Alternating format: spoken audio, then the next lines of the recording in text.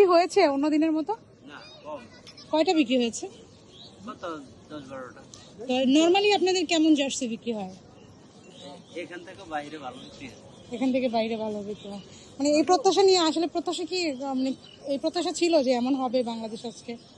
না, এমন তো কখনোই ছিল না। কখনই হতাশ লাগছে? অবশ্যই লাগছে। ক্রিকেটারদের প্রতি কিছু বলার আছে কিনা, যেহেতু তারা খেলা খারাপ করলেই কিন্তু দর্শক হারায়? আর না, এগুলো কই লাভটা কি?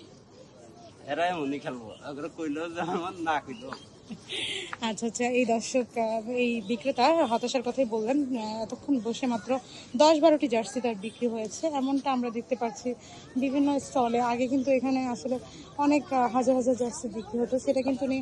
আপনিও কি আচ্ছা আচ্ছা, তো এখানে এখানে বিক্রেতাকে যাই হোক।